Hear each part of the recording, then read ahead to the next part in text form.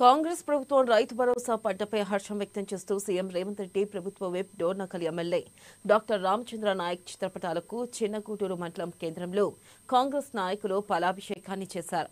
ఇక ఈ కార్యక్రమానికి ముఖ్య అతిథులుగా డోర్నకల్ బ్లాక్ కాంగ్రెస్ పార్టీ అధ్యక్షుడు గురిగంటి కమలాకర్ పాల్గొన్నారు. కాంగ్రెస్ ప్రభుత్వంతోనే రాష్ట్ర రైతులకు మేలు జరుగుతుందని తెలిపారు. ఇచ్చిన 6 గ్యారంటీలలో భాగంగా రైతు భరోసా ఇవ్వడం సంతోషమని అన్నారు. బీఆర్ఎస్ నాయకులు ఎన్ని అబద్దాలు చెప్పినా ప్రజలు నమ్మే పరిస్థితి లేదని గుర్తు చేశారు. రాష్ట్ర ముఖ్యమంత్రి రేవంత్ రెడ్డి, ప్రభుత్వ విప్ రామచంద్ర నాయక్ నేతృత్వంలో నియోజకవర్గం మరింత అభివృద్ధి చెందుతుందని కొనియాడారు.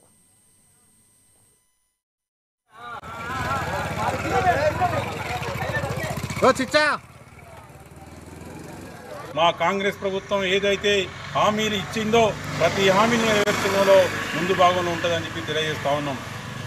ఓర్వలేని పాలకపక్షం, అదేవిధంగా పాలకపక్షం చేసే విధి విధానాలని ఓర్వలేక ప్రతిపక్షం దొంగ కుట్రలు చేస్తూ ఉంది. మీకు సిగ్గు, శరం, దమ్ము, ధైర్యం ఉంటే మీరు చేసిన ఒక్కసారి ఆత్మవిమర్శనం చేసుకోవాలి. మీరిచ్చిన హామీలు ఏది నెరవేర్చిలో ఒక్కసారి పునరాలోచన చేసుకోవాలి. మీరు ఇచ్చినటువంటి దళిత బంధు ఏమైంది? డబ్బులు ఇస్తేనే డబుల్ బెడ్రూమ్ ఇచ్చిళ్ళు. అంతేకాదు బీసీ బంధు నీ తొత్తులకు ఇచ్చుకున్నావు. నిరుద్యోగుల్ని మంట కలిపినావు.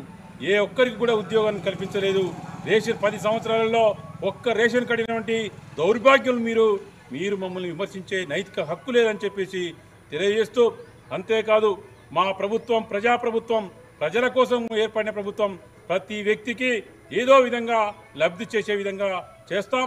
మీరు చూస్తూ ఉన్నారు, ఇందిరమ్మ కమిటీలు, మా కమిటీలన్నీ ఇల్లు తిరిగి నిరుపేదల్ని గుర్తించి ఫోటో తీయడం కూడా జరిగింది. అతి త్వరలో ఇందిరమ్మ ఇళ్ల నిర్మాణం కూడా కొనసాగుతుంది. కావున ప్రజలు అధైర్యపడద్దు. ప్రతి ఒక్కరిని కాంగ్రెస్ ప్రభుత్వం ఆదుకుంటుంది. ప్రతి ఒక్కరికి లబ్ధి చేకూరే విధంగా చేస్తుంది. రాబోయే రోజుల్లో గృహలక్ష్మి కింద ప్రతి మహిళకు 25,000 ఖచ్చితంగా ఇస్తామని చెప్పేసి హామీ ఇవ్వడం జరుగుతూ ఉంది.